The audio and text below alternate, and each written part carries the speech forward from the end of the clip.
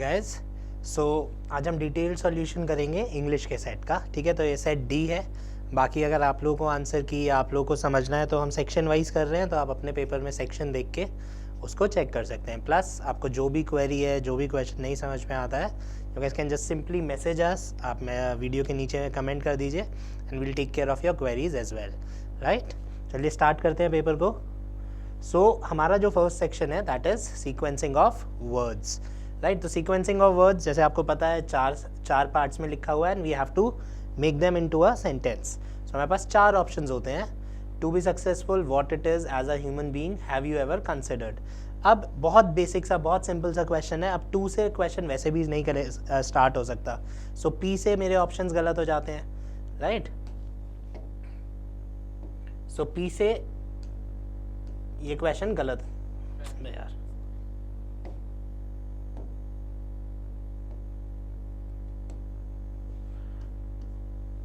दोबारा तो नहीं करूँ। सो पी से हमारा क्वेश्चन गलत हो जाता है। राइट, नाउ आर, क्यू और एस बचता है। ठीक है, तो what it is, again what it is to be successful. अगर हम देखेंगे तो हमारे को ये दोनों सीक्वेंस मिलती है कि सक्सेसफुल होने के लिए हमें क्या चाहिए।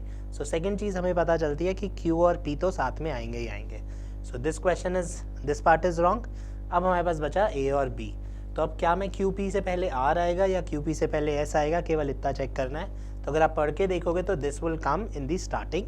सो have you ever considered what it is to be successful as a human being. So what it is to be successful as a human being. So इसलिए हमारा आंसर क्या हो गया, ए हो गया। सो इस बार बहुत आसान क्वेश्चंस आए थे ये, एंड जितने लोगों को ये सारे सही हैं उन लोगों का स्कोर ऑटोमेटिकली ज़्यादा आएगा। सेकंड क्वेश्चन पे आ जाते हैं। अब सेकंड क्वेश्चन को जब हम करते हैं तो वापस सेम चीज़ आएगी। अब मेरे पास क्वेश्चन ईजी है बिकॉज या तो आर से शुरू होगा या एस से शुरू होगा।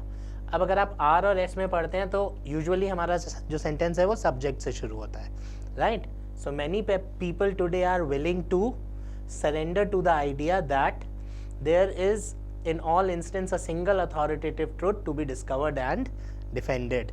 इसको अगर आप पढ़ोगे तो एक ग्रेजुअली लाइन में ऑटोमेटिकली लग जाएगा। सो इसलिए हमारा आंसर क्या था यहाँ पे, डी था। इसीलिए हम लोग बोलते हैं कि जब आप एनडीए के पेपर की तैयारी करते हो तो your reading has to be good. अगर आपका सेंटेंसेज, अगर आपको इंग्लिश पढ़ने में प्रॉब्लम नहीं है तो आपको एटलीस्ट 40 से 60 नंबर तो ऐसे ही आ जाते हैं। तो इसलिए जो भी अगर अभी गलत भी हो रहे हैं आप नेक्स्ट अटैम्प्ट की बात सोच रहे हैं तो आपको अपनी रीडिंग पे पैरेलली फोकस करना ही पड़ेगा।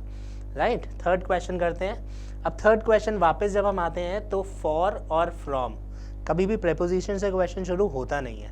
तो अगर इन दोनों में से किसी से भी मेरे को ऑप्शन है तो वो तो ऐसे ही गलत हो जाता है। सो हमारे को आर से तो ऑप्शन है, तो आर से तो शुरू हो ही नहीं सकता क्योंकि फ्रॉम से सेंटेंस शुरू हो नहीं सकता। अब आगे पढ़ते हैं। If you do not reflect and understand, अगर आप नहीं समझेंगे, क्या नहीं समझेंगे, understand for your self the implications of death. अगर आप डेथ के इम्प्लीकेशंस को नहीं समझेंगे तो क्यू के बाद आना चाहिए पी। तो जैसे ही क्यू के बाद पी आता है मेरा क्वेश्चन सॉल्व हो गया, क्योंकि ये भी गलत है और ये भी गलत है। तो अगर मैं केवल क्यू और पी भी पढ़ूंगा तो मेरा क्वेश्चन आराम से सॉल्व हो जाएगा। Right, so that's my answer is B. So if you do not reflect and understand for your self the implications of death, you will go endlessly from one preacher to another. आप एक के बाद एक पे घूमते रहेंगे। Next question पे आते हैं, क्वेश्चन नंबर 4। सो वापस अगर हम बात करेंगे तो वही एंड से मेरा क्वेश्चन शुरू नहीं हो सकता, क्योंकि एंड से शुरू नहीं हो सकता तो ये तो गलत हो गया। एंड यूजुअली सेंटेंस के लास्ट में आएगा। अब यहाँ पे एक बहुत बेसिक हिंट है। जब भी छोटे सेंटेंसेज आते हैं और एक जगह मेरे को कंजंक्शन मिल जाए, ठीक है, जैसे मुझे यहाँ पे मिला कंजंक्शन और ये सेंटेंस अपने आप में पूरा हो रहा हो, and relating them to one another, कोई सेंटेंस भी पूरा हो रहा है, तो ये यूजुअली लास्ट सेंटेंस होता है यूजुअली। तो मैं सबसे पहले देखूंगा कि आर लास्ट में किस किस ऑप्शन में है। तो आर लास्ट में केवल इस ऑप्शन में है। अब मैं इसको जल्दी से पढ़ के देखूंगा, अगर ये सीक्वेंस ठीक लग रही है तो यही मेरा आंसर होगा, कोई और मेरा आंसर हो ही नहीं सकता। राइट, सो इसको ट्राई कर लेते हैं। ठीक है, a language represents a way of understanding the world, differentiating between things and relating. Differentiating and relating, तो दोनों ऑपोजिट वर्ड्स की भी हमने बात कर ली, them to one another. So answer क्या है, डी है। ऐसा बहुत होता है एनडीए में, जब आपको एक कंजंक्शन मिल जाता है और सेंटेंस पूरा खत्म हो रहा होता है तो it is usually the last option. तो अगर मेरे को चारों में देखो यही लास्ट ऑप्शन है तो इसको आप जल्दी से पढ़ो, ठीक लग रहा है, ये आपका आंसर होगा आराम से, ज़्यादा सोचने की ज़रूरत नहीं पड़ती है। नेक्स्ट क्वेश्चन पे आते हैं। अगेन ऑप्शंस क्या हैं, या तो Q से शुरू होगा, या R से शुरू होगा, या S से शुरू होगा। मैथमेटिक्स एंड मैथमेटिकल थिंकिंग हो सकता है। R की बात करते हैं, विल बी, हेल्पिंग वर्ब से सेंटेंस शुरू होता नहीं है, तो R वाला ऑप्शन तो देखते ही हमारा गलत हो गया। S, it is recognize that, ऐसा माना जाता है, ठीक है, तो इट इज़ रिकग्नाइज दैट से क्वेश्चन शुरू हो सकता है। तो ये 3 ऑप्शन हमारे पास फिलहाल हैं। अब आगे पढ़ते हैं, तो क्या माना जाता है, दैट के बाद कोई नाउन आएगा, ठीक है, तो इट इज़ रिकग्नाइज दैट के बाद इसमें नाउन नहीं है, इसमें नाउन नहीं है, तो ऑप्शन क्या बचा, ये बचा। तो मेरे पास एक सीक्वेंस आ गई कि S के बाद S के बाद Q आएगा ही आएगा, तो S के बाद Q आएगा ही आएगा, तो एक ही ऑप्शन बचता है, and that is my answer. It is recognized that mathematics and mathematical thinking will be very important for India's future, right? So these were the first 5 questions. आगे मूव करते हैं, नेक्स्ट क्वेश्चन पे आते हैं। वापस अगर हम उसी चीज़ की बात करें तो विल बी से मेरा क्वेश्चन शुरू नहीं हो सकता, ऑप्शन में भी नहीं है, ठीक है। प्रोग्राम्स इंटीग्रेटेड, प्रोग्राम्स को किस तरीके के प्रोग्राम्स, यूजुअली चांसेस नहीं है कि इससे शुरू होगा, बाकी इनसे तो शुरू हो ही नहीं सकता, राइट। तो पी वाला ऑप्शन तो मेरा देखते ही गलत हो गया। अब या तो आर से शुरू होगा या एस से शुरू होगा, 2 ही ऑप्शन रह जाते हैं। तो अगर मैं इसको भी पहले पढ़ता, अगर आर क्यू सीक्वेंस में नहीं है तो आपका programs integrated with general education will be enhance sharply, बिल्कुल आर और क्यू साथ भी आएगा, ये हमें पता चल गया, ठीक है। तो इसमें आर क्यू साथ में नहीं है, अब हमारे पास केवल 2 ऑप्शंस बचे, ठीक है। अब बस मुझे क्या ध्यान रखना है कि पी एस एस पी, यहाँ पे पी पहले आ रहा है, एस बाद में आ रहा है, यहाँ पे एस पहले आ रहा है, पी बाद में आ रहा है, तो आप पी एस और एस पी को पढ़ के देखो, आपका क्वेश्चन सॉल्व हो जाता है, राइट। पढ़ के देख लेते हैं। In agriculture and veterinary sciences दो द प्रिपरेशन ऑफ प्रोफेशनल्स, ठीक है। अब इस पर सेंटेंस खत्म नहीं हो रहा, आप खुद देखेंगे, और एस से सेंटेंस यहाँ पे लास्ट है, तो because sentence is not ending, ये उल्टा होना चाहिए, तो हमारा आंसर क्या हो गया, आंसर हो गया सी। नेक्स्ट क्वेश्चन पे आते हैं, ठीक है। अब जैसे एंड आया, and they should shift the way, R certainly से शुरू होने के चांसेस कम है, इन्होंने ऑप्शन भी नहीं दिया है। We think about politics and the issues raise, दोनों नाउन्स हैं, इस क्वेश्चन को हमें पढ़ना पड़ेगा, ठीक है। तो आगे पढ़ के देखते हैं। तो say this is the answer, so let's start with this. The issues raised by feminist and multiculturalist, issue ये रेज करते हैं। अब ये क्या इशूज रेज करते हैं, एस के बाद, ठीक है, आर सर्टनली वेरी इंपॉर्टेंट, जो इशूज रेज करते हैं वो बहुत इंपॉर्टेंट है। सो एस एंड क्यू सीक्वेंस रहेगा ही रहेगा, पॉसिबल ही नहीं है कि ये साथ में ना हो, तो ये भी गलत हो गया, ये भी गलत हो गया, तो 2 सेंटेंस पढ़ते ही मेरा क्वेश्चन सॉल्व हो जाता है कि एस और क्यू तो साथ में आएंगे ही आएंगे। और ये बहुत सिंपल सी बात है, क्या कर रहे हैं वो क्या बोल रहे हैं, आर सर्टनली वेरी इंपॉर्टेंट, तो जो इशूज़ हैं उनके द्वारा रेज किए गए वो बहुत इंपॉर्टेंट है, इसलिए द आंसर इज डी। आगे चलते हैं, question number 8, right. By with the genetic material of a plant is altered, pest and enhance its nutritional value, perhaps to make it more resistant to, and genetic modification is the science। अब options पे आते हैं, Q, R, S और R, ठीक है। अब perhaps मतलब लगभग, शायद, सो अगेन इसलिए R से स्टार्ट होना पॉसिबल नहीं है, सो R वाले ऑप्शंस मेरे हो जाते हैं गलत, क्योंकि ये स्टार्टिंग के लिए नहीं हो सकता। perhaps इज ऐसा इसलिए होता है क्योंकि perhaps is more like a conjunction, right. So R से स्टार्ट नहीं होगा। अब हमारे पास ऑप्शंस क्या बचे, क्यू और S, paste and enhance it's अब ये इट्स आ गया, ये इट क्या है हमें ये नहीं पता। अब जैसे ही नाउन और प्रोनाउन की बात होती है, तो अगर इट से पहले इट के बारे में नाउन लिखा है तो पहले नाउन आएगा, राइट। तो इसलिए इसके स्टार्ट होने के चांसेस अगेन कम हो जाते हैं। तो हमें देखते हैं, अगर हमें इसका नाउन मिल जाएगा तो वो इससे पहले आएगा ही आएगा, ठीक है। तो अब आते हैं, genetic modification is the science by which the genetic material of a plant, genetic material के लिए इट बोला गया है, ठीक है। तो पी पहले आएगा, क्यू बाद में आएगा, that is my answer is B. Next पे आते हैं, अब हमारे पास ऑप्शंस क्या है, एक बार ऑप्शन से ट्राई कर लेते हैं, क्यू और एस। तो पी से तो स्टार्ट हो नहीं सकता, एग्जामिनर ने ही बोल दिया। अब क्यू आर और एस से स्टार्ट होगा, ठीक है। आर्ग्यू, कौन आर्ग्यू कर रहा है हमें नहीं पता, वर्ब है, वर्ब से नॉर्मली स्टार्ट नहीं हो सकता, तो एस का ऑप्शन गलत हो गया। अब क्या बचा, क्यू और आर। अब शुरू करते हैं, तो ए से ही शुरू कर लेते हैं। The editors of the present work argue तो लोग ही करेंगे, तो क्यू के बाद एस बिल्कुल ठीक है, तो क्यू के बाद एस इसमें नहीं है, क्यू के बाद एस इसमें नहीं है, तो 2 सेंटेंस पढ़ते ही मेरा क्वेश्चन सॉल्व हो जाता है, the answer is a. Let's move on.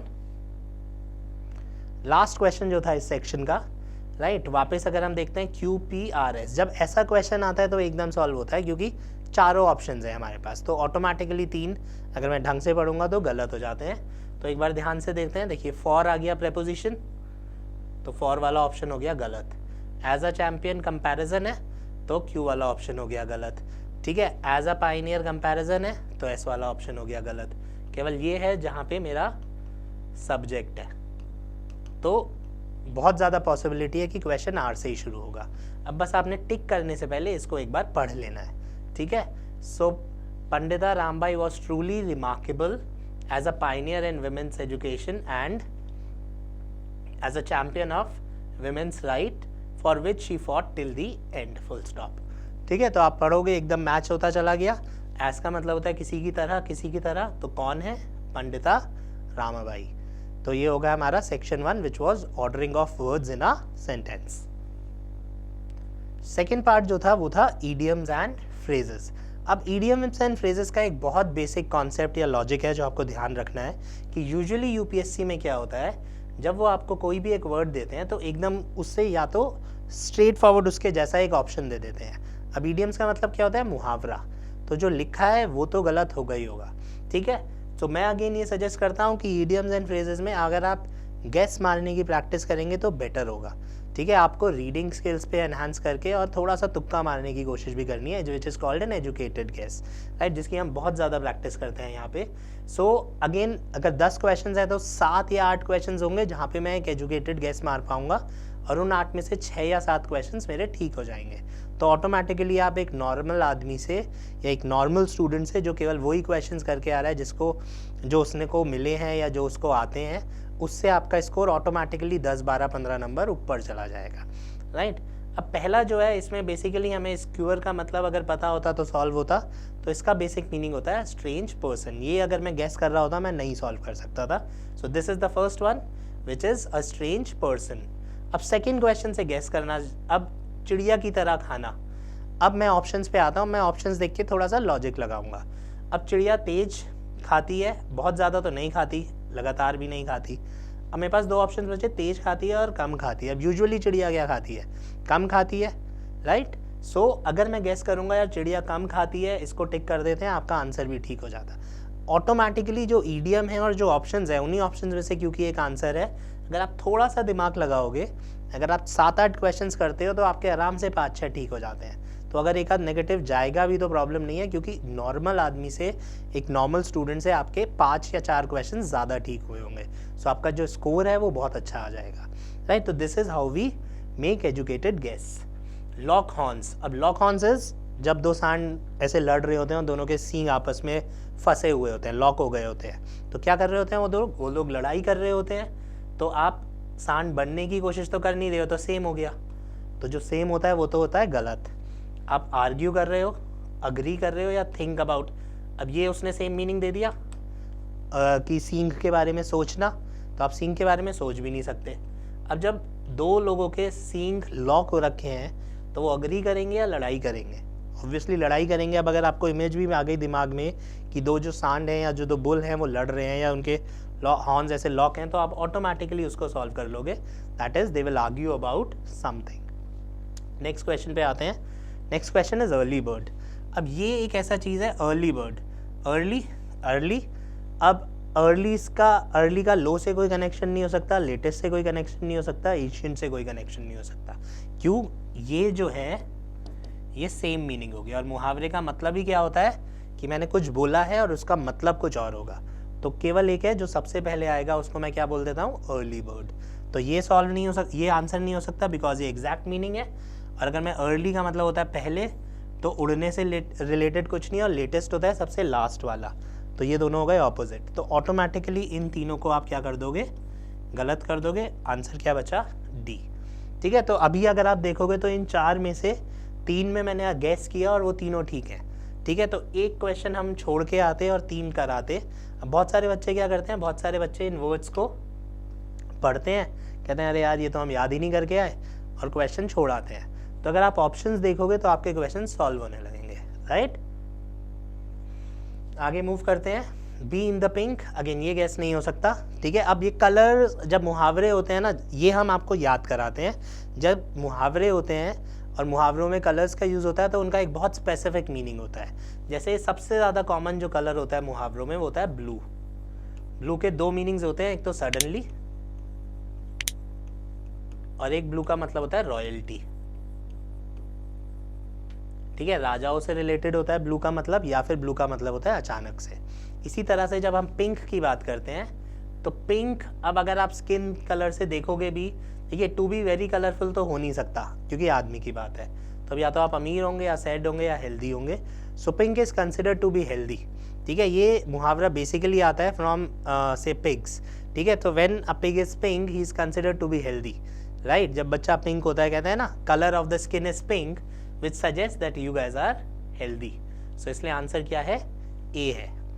अब बी इन द रनिंग, दौड़ में होना, ये हिंदी इंग्लिश दोनों में सेम ही मुहावरा है, तो अगर आप इसका ट्रांसलेट भी कर लोगे तो क्वेश्चन सॉल्व हो जाएगा। दौड़ में होना मतलब अभी आप बाहर नहीं हुए, अभी आपके चांसेस हैं, राइट।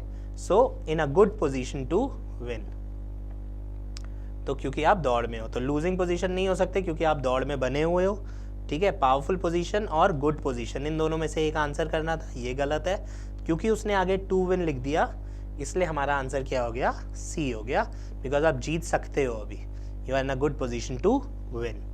आगे चलते हैं, अ सी चेंज, सी समुद्र, जब समुद्र बदलेगा, ठीक है, जब मैं समुद्र को बदल दूंगा तो चेंज बहुत बड़ा होगा या बहुत छोटा होगा, बस ये मुझे देखना है। सी टाइड्स, समुद्र और समुद्र, मुहावरे में समुद्र की बात नहीं हो सकती आंसर में। चेंज लाइक द सी, समुद्र की बात नहीं हो सकती। चेंज सी विद पॉल्यूशन, समुद्र की बात नहीं हो सकती। तो जब भी मुहावरा होगा उसका मतलब कुछ और होगा, राइट।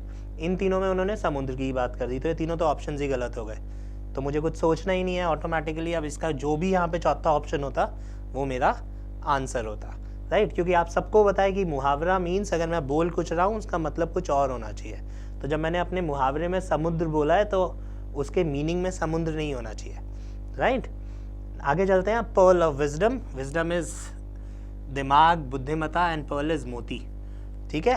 तो जब मैं आपको कोई मोती is always an important thing, so wisdom से रिलेटेड विजडम का मोती, ठीक है। तो event, important event is not related to दिमाग, ठीक है। इंपॉर्टेंट पर्सन ऑफ विजडम नहीं, important piece of advice, wisdom का पार्ट, तो विजडम का पार्ट, विजडम में से मैंने एक मोती निकाला, बुद्धिमत्ता में से एक मोती निकाला, तो इसलिए मेरा आंसर क्या होता है, आंसर होता है C, that is an important. लिए आगे चलते हैं।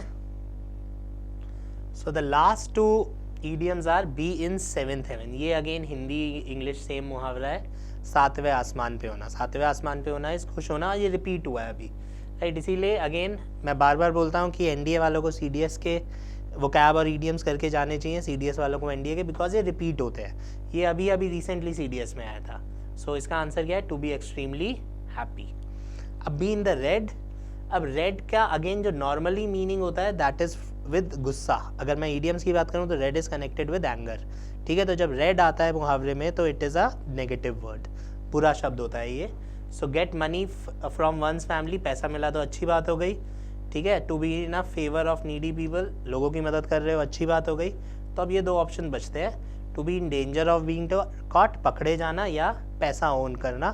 तो इसका जो आंसर है that is to owe money to a bank, जब आप फाइनेंशियली अच्छी कंडीशन में नहीं होते हो, that is be in the red. So ये हमारा सेक्शन 2 था। आगे मूव करते हैं, सेक्शन 3 पे आते हैं। Section 3 is synonyms.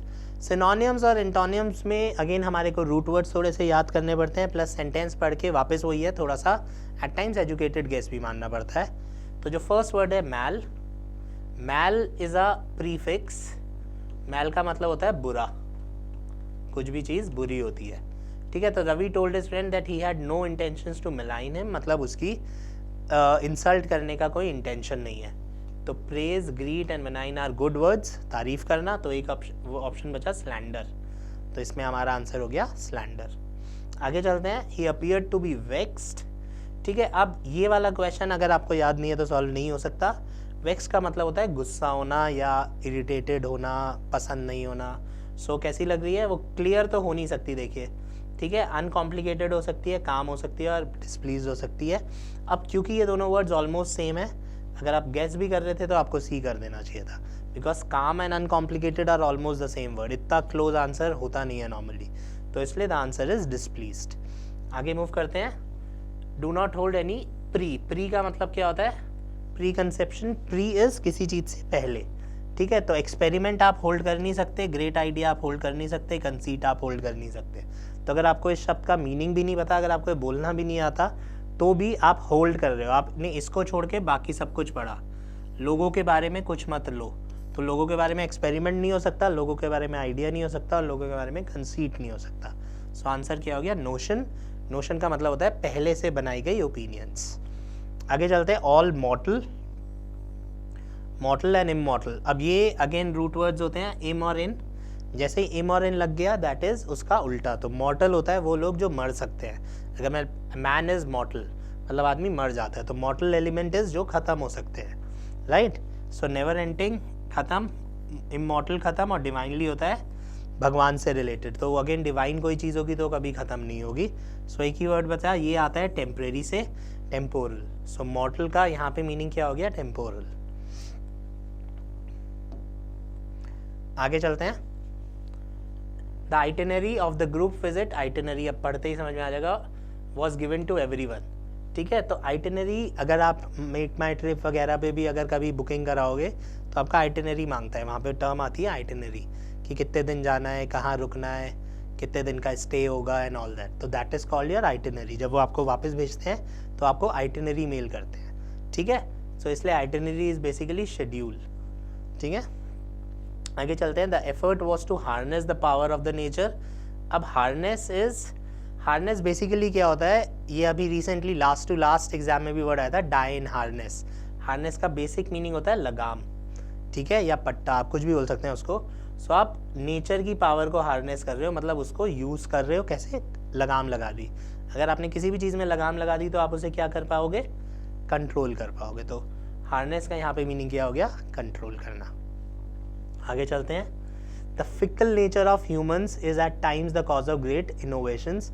तो कैसा फिकल नेचर? फिकल क्या होता है? जो अचानक बदलता रहता है, ठीक है।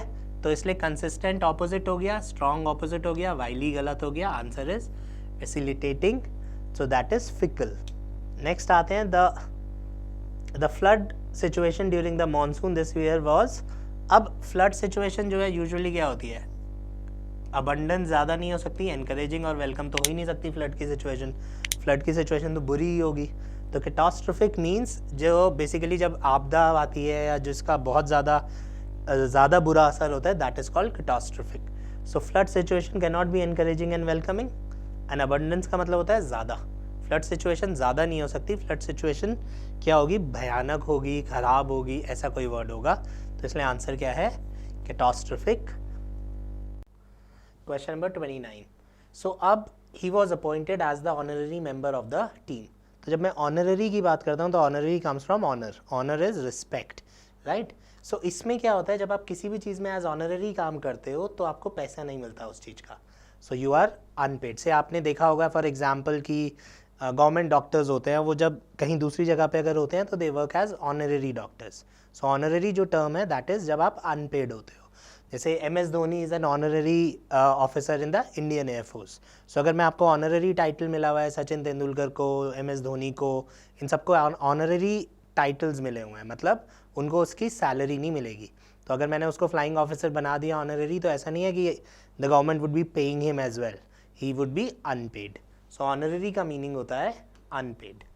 नेक्स्ट आते हैं एक्स कम्युनिकेट। तो एक्स इज बाहर। Ex as a prefix means हटा देना या टू रिमूव, ठीक है। तो अब अगर हम बात करते हैं तो the church decided to excommunicate him for his action. तो एडमिट और रिवॉर्ड एंड प्रमोट, ये तीनों हो गए पॉजिटिव वर्ड्स। सो ये तीनों आंसर ही नहीं हो सकते, तो the answer is expel. Expel का मतलब हो गया निकाल देना, ठीक है। सो इसलिए चर्च ने उसको निकाल दिया उसके एक्शंस के लिए। So these were the 10 questions of vocabulary. Let's move on. So now we talk about antonyms. Antonyms are opposite in meaning, right. So human craving for comfort. Craving होता है इच्छा करना, right. For comfort leads to anxiety. तो क्योंकि आपको comfort चाहिए और comfort नहीं मिलता है तो आप टेंशन में आ जाते हैं। सो कंफर्ट, ठीक है, कंफर्ट के लिए आपकी इच्छा होना, तो उसका उल्टा, तो we are looking for a bad word, so like नहीं हो सकता। कंफर्ट और डिस्कम्फर्ट ऑपोजिट्स हैं, तो ये वर्ड डिस्कम्फर्ट नहीं हो सकता, इसका ऑपोजिट डिस्कम्फर्ट होता, तो डिस्कम्फर्ट गलत हो गया। सो हमारा जो ऑप्शन, हमारे पास जो ऑप्शन है that is dislike. So human dislike for comfort हो जाएगा, क्योंकि हम यहाँ पे उल्टा मीनिंग ढूंढ रहे हैं, we are looking for antonyms. आगे चलते हैं। His writings on the subject are obscure, ये हमें याद करना पड़ता है, ऑब्सक्योर इज अनक्लियर, ठीक है। अब अगर मुझे इसका मीनिंग नहीं भी पता है, इसमें से मुझे अगर इन तीन के मीनिंग्स भी पता थे, तो वेग भी क्या होता है, अनक्लियर। मर्की क्या होता है, unclear, the situation is murky, मतलब यार कुछ क्लियरिटी से समझ नहीं आ रहा। और अनसर्टेन भी क्या होता है, अनक्लियर। सो ये तीनों मीनिंग सेम है, तो these three words are same, तो ये हमारा आंसर नहीं हो सकते। सो इसलिए ऑब्सक्योर का उल्टा क्या हो गया, ऑब्वियस, कि आंसर यार बिल्कुल क्लियर है, ठीक है। सो इसलिए हमारा यहाँ पे आंसर हुआ ऑब्वियस। नेक्स्ट क्वेश्चन पे मूव करते हैं। So 33 the achievements of the team have been monumental, ये रिपीट हुआ है वर्ड, ठीक है, ये 2-3 बार आ गया है। मॉन्यूमेंटल, मॉन्यूमेंटल होता है बहुत बड़ा, ठीक है, जिसको आप याद रखें। तो मॉन्यूमेंटल का उल्टा क्या होगा, अनइम्प्रेसिव। सो मॉन्यूमेंटल इज अच्छा, अनइम्प्रेसिव इज बुरा, सो इसलिए आंसर हो गया अनइम्प्रेसिव, कि टीम के जो अचीवमेंट्स हैं उससे कोई इम्प्रेस नहीं हो रहा है।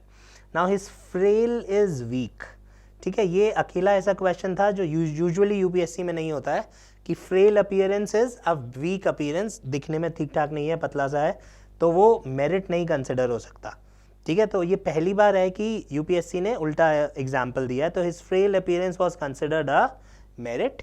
सो फ्रेल का उल्टा होगा मजबूत, तो वीक, डेलिकेट नहीं। अब अपीयरेंस बिग नहीं हो सकती, ठीक है, अपीयरेंस क्या होगी, स्टर्डी, स्टर्डी क्या होता है, मजबूत, ठीक है। तो ये दोनों ऑलमोस्ट आप कंफ्यूज हो सकते हैं, तो मैं सॉल्व करूंगा इसको अपीयरेंस से। So appearance can never be big, so इसलिए हमारा आंसर हो गया C. Next question number 35, the novel depicts the hapless status of certain sections. अब अगेन जब भी लेस आता है, किसी से कम आता है, usually it's on the negative side, आप केयरलेस वर्ड सुनेंगे, ठीक है। तो जब भी लेस आता है it is normally a negative word, तो मुझे कोई अच्छा शब्द चाहिए, तो अच्छा शब्द चाहिए, तो मिजरेबल, रूरल, ये सब क्या है, नेगेटिव वर्ड्स हैं। फॉर्चुनेट इज लकी, सो हमारा आंसर क्या हो गया यहाँ पे, फॉर्चुनेट। सो अगेन आप इसमें आराम से गेस कर सकते थे क्वेश्चन को। Next question, her ideas are always been eccentric, ये आपको मीनिंग याद करना पड़ता, क्योंकि इसमें उसके आइडियाज़ कैसे भी हो सकते हैं, अच्छे भी हो सकते हैं, स्पेशल भी हो सकते हैं। तो इसेंट्रिक होता है वियर्ड, अजीब से, दूसरों से हटके, तो इसलिए अजीब सा या वियर्ड, दूसरों से हटके का उल्टा क्या होगा, नॉर्मल। सो एसेंट्रिक का उल्टा क्या करेंगे हम यहाँ पे, नॉर्मल करेंगे। सी एक बेसिक चीज़ है, जो लोग बहुत ज़्यादा वोकैब याद करके जाते हैं यूपीएससी में, एनडीए में, क्या होता है कि हमारे को स्टार्टिंग में लिखा होता है pick the word nearest to the meaning. So कई बार एग्जैक्ट मीनिंग आंसर नहीं होता, डिपेंडिंग ऑन द सेंटेंस मेरे को क्वेश्चन पिक करना पड़ता है। आगे मूव करते हैं। The land appears to be parched, parched का मतलब होता है सूखा, जब आपका गला सूख रहा होता है तो आप क्या बोलते हो, माय थ्रोट इज पार्च्ड, ठीक है, आपको प्यास जब लग रही होती है। तो ड्राई, स्कॉर्च्ड, ये सब जो है ये सूखे के वर्ड्स है, इसलिए पार्च्ड का उल्टा हो जाएगा वेट, दैट इज गीला। Next question, the newly made road was smooth. अब स्मूथ इज वन वर्ड जो सबको पता होगा, स्मूथ इज प्लेन, तो यहाँ पे ऑप्शंस थोड़े से प्रॉब्लम है, ठीक है। तो सिल्कन, स्मूथ, ये हो गए सेम। अब अगर मैं डेंजरस की बात करता हूँ तो रोड डेंजरस नहीं हो सकती, रोड खराब हो सकती है। स्मूथ का उल्टा खराब होगा, स्मूथ का उल्टा डेंजरस नहीं हो सकता, तो इसलिए the word is rutted, full of गड्ढा, uneven, that is rutted. Next question पे आते हैं, प्लेंटिट्यूड। अब प्लेंटिट्यूड इज अ वर्ड जो रूट वर्ड से आता है, विच इज फ्रॉम प्लेंटी। तो प्लेंटी इज तो प्लेंटी का उल्टा क्या होगा, कम, ठीक है। सो प्लेंटिट्यूड, अबंडेंस, एम्पल, ये सब उसके सिनोनिम्स हो गए। सो मेरा आंसर क्या हो गया, इनसफिशिएंसी। तो insufficiency is one major cause for environmental degradation. Last question है एंटोनिम्स का, द स्कॉलर कोटेड। अब रिफ्यूट हम जब एनडीए में पढ़ते हैं तो we talk about 3 words, refuse, क्योंकि ये एग्जाम्स में बहुत आते हैं, रिफ्यूट और डिनाई। तो नॉर्मल आदमी के लिए तीनों सेम हो सकते हैं, but as an NDA student आपको इन तीनों में मतलब पता होना चाहिए। तो वैसे इन तीनों का मीनिंग है मना करना, लेकिन रिफ्यूट इज जब आप किसी के अगेंस्ट जाते हो, रिफ्यूज इज जब आप नॉर्मली मना करते हो, एंड डिनाइज जब आप किसी एलिगेशन को मना करते हो, इल्ज़ाम को मना करते हो। तो रिफ्यूट इज़ मना करना, इर लगा दिया, इर इज़ अ प्रीफिक्स, सो इररिफ्यूटेबल जो मना नहीं किए जा सकते, ठीक है, जिन पे क्वेश्चन नहीं उठाया जा सकता, जिसके अगेंस्ट नहीं जाया जा सकता। तो अब हम ऑपोजिट जा रहे हैं, तो इसलिए हमारा आंसर हो गया क्वेश्चनेबल, जिस पे हम क्वेश्चन उठा सकें। तो इररिफ्यूटेबल इज़ जिस पे आप क्वेश्चन नहीं उठा सकते, रिफ्यूटेबल या क्वेश्चनेबल इज़ जिस पे आप क्वेश्चन उठा सकते हो। So let's move on to our last section, that was spotting errors, ठीक है। तो अगेन 10 क्वेश्चंस आए थे, बहुत बेसिक क्वेश्चंस थे। अब जैसे हम बात करते हैं greatest glory is not in, अब क्या होता है कि यहाँ पे बच्चे कंफ्यूज हो जाते हैं क्योंकि 2 नेगेटिव्स है, और 2 नेगेटिव्स होके हमको लगता है यार 2 बार नेगेटिव तो आएगा नहीं, बट बीच में प्रेपोजिशन है, so I can use 2 negatives, right. तो ये वर्ड है कंफ्यूजिंग वर्ब्स, रेजिंग। तो राइज और रेज, डिफरेंस क्या होता है? राइजेस जब आप खुद से ऊपर जाते हो और रेजेस जब बाय फोर्स या कोई आपको ऊपर उठाता है। तो अब हम जब बात कर रहे हैं, हमारी जो ग्रेटेस्ट ग्लोरी है वो गिरने में नहीं है, कभी नहीं गिरने में नहीं है, लेकिन हर बार हम उठ जाएं, कोई दूसरा उठाएगा तो हमारी ग्लोरी कैसे होगी। तो यहाँ पे रेजिंग की जगह क्या आना था? राइजिंग, ठीक है। तो यहाँ पे ये वोकैब का क्वेश्चन हो गया। ये कंफ्यूजिंग वर्ब्स होते हैं 10 हमारे पास, यूजुअली उनमें से एक आध शब्द आ जाता है, तो this is one of them, raising. Next question पे आते हैं, रहीम इज वन ऑफ दैट। अब जब मैं वन ऑफ बोलता हूँ तो इसके आगे बॉय नहीं आता, बॉयज आता है। क्यों? क्योंकि आप बहुत सारे में से एक को पिक करेंगे। One of the boy is wrong, ठीक है, वन ऑफ द बॉयज होगा। सेम यहाँ पे हो गया वन ऑफ दैट, दैट का मतलब होता है सिंगुलर, सो आप एक में से एक को पिक नहीं करेंगे, आप बहुत सारों में से एक को पिक करेंगे, इसलिए one of those. So Rahim was one of those selected for the award, यहाँ पे आएगा वन ऑफ दोज। आगे मूव करते हैं। हैज मेट, टेंसेस का क्वेश्चन है। हैज मेट होता है present perfect tense which says कि anything that happened in the past is required now. तो अब एक बहुत सबसे पहला रूल होता है हैज मेट का कि हैज मेट के साथ you can not use time of the past, क्योंकि 2 years अगो आ गया, इसलिए हैज और हैव आपके सेंटेंस में नहीं आ सकता। तो यहाँ पे ये हैज गलत है, या तो यहाँ पे मेट होना चाहिए था या यहाँ पे हैड मेट होना चाहिए था, डिपेंडिंग ऑन द सेंटेंस। सो कभी भी अगर प्रेजेंट परफेक्ट है तो आगे आप पास्ट टेंस का टाइम नहीं लिख सकते। अगर आपने पास्ट टेंस का टाइम लिखा तो क्वेश्चन इज रॉन्ग। सो ये क्वेश्चन था टेंसेस से। नेक्स्ट आते हैं, this monument happens singular to be one of the old monument. दोनों दो तरीके से आप इसको सॉल्व कर सकते हो, एडजेक्टिव से सॉल्व कर सकते हो या नाउन से सॉल्व कर सकते हो। अब वन ऑफ आया, वन ऑफ के बाद noun has to be plural, तो मॉन्यूमेंट की जगह क्या होना चाहिए था? Monuments, point 1। ओल्ड की जगह क्या होना चाहिए था? ओल्डेस्ट, क्योंकि हमने द लगाया हुआ है। So one of the oldest monuments. तो अगर आपने नाउन से भी सॉल्व कर लिया तो चलेगा, बिकॉज हमें गलती मार्क करनी थी। तो वन ऑफ के बाद नाउन हमेशा क्या होता है? प्लूरल होता है, तो इसलिए one of the oldest monuments. This one is more important, क्योंकि ये वाली गलतियां एग्जामिनर ज़्यादा पूछता ही है सिंगुलर प्लूरल की। Let's move on. Amit told to Divya, ये डायरेक्ट इनडायरेक्ट का क्वेश्चन है, तो टोल्ड और आस्क के बाद टू नहीं आता, right. So he told Divya. अगर हम टू लगाएंगे तो हम यहाँ पे लगाएंगे, और इसका मतलब होता है उसने दिव्या को ऑर्डर दिया। सो अगर टू आता भी है टोल्ड और आस्क के साथ, so it comes after the listener, after Divya, ठीक है। बट इस केस में तो टू की ज़रूरत ही नहीं है, क्योंकि वो ऑर्डर नहीं दे रहा है, वो उसको सिंपली बता रहा है। तो टोल्ड और आस्क के साथ टू कभी नहीं आएगा।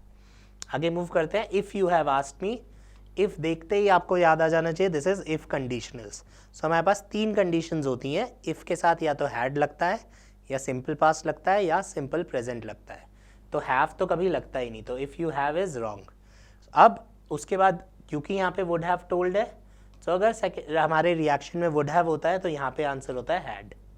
अगर यहाँ पे वुड होता तो मैं लिखता आस्क्ड, अगर यहाँ पे प्रेजेंट फ्यूचर टेंस होता तो मैं लिखता आस्क, ठीक है। तो अभी क्योंकि वुड हैव है तो हमारा आंसर क्या हो जाएगा? If you had asked me for the truth, I would have told you at that time. So हमारा आंसर क्या हो गया? ए, बिकॉज इफ कंडीशनल्स में we normally do not use have plus third form. Next again if conditional आ गया। If I will be the millionaire, I would आता है, तो यहाँ पे क्या आता है? सिंपल पास्ट, तो इसलिए विल बी गलत है।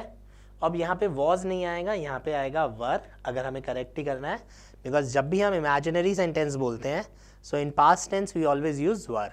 सो whenever we are talking about imaginary sentence we can not use was, we have to use were. तो वॉज का प्रयोग नहीं करेंगे हम लोग. नेक्स्ट आते हैं, a bird in hand is better than two in the bush. ये जो क्वेश्चन है ये पैरेललिज्म का क्वेश्चन है. अगर दो एक जैसे सेंटेंस बनेंगे तो सब कुछ सेम होना चाहिए. ठीक है, तो यहाँ पे द लगा हुआ है, यहाँ पे द नहीं लगा हुआ, तो या तो ये गलत होना था या ये गलत होना था. अब ये मुहावरा है. ठीक है, तो मुहावरे में हम कुछ ज़्यादा कर नहीं सकते हैं, तो यहाँ पे द हैंड आता है because it is an idiom and a bird in the hand is better than two in the bush. Let's move on. The opportunity to attain foundational literacy and pursue, ये last year का question repeat हुआ है. ठीक है, last time भी आया था. Honest, honest is sound, ओ की साउंड आ रही है, तो जब हमें वॉवल साउंड आती है तो ए की जगह लगता है एन. ठीक है, तो ए और एन में क्या डिफरेंस होता है, जब वॉवल साउंड आती है, या अगर मैं हिंदी में बोलूँ तो मात्राओं की आवाज़ आती है तो आप एन लगाते हो, जब मात्राओं की आवाज़ नहीं आती तो आप ओ लगाते हो. राइट, सो इसलिए and pursue an honest livelihood. So let's move on to question number 50th. So though there is progress for different directions, तो यहीं ये पढ़ते ही मेरे को समझ में आ जाता है, जैसे ही मैं for different directions बोलता हूँ तो for की जगह आना चाहिए in different directions, क्योंकि for का मतलब होता है किसी के फ़ायदे के लिए, और यहाँ पे आप किसी के फ़ायदे की बात नहीं कर रहे हो, यहाँ पे आप बात कर रहे हो अलग अलग डायरेक्शंस में प्रोग्रेस हुई है. तो यहाँ पे for की जगह लगना था in, so answer is B. I hope paper clear हुआ होगा. कुछ भी डाउट है तो आप हमें कमेंट कर सकते हैं and we would revert. Right, thank you guys.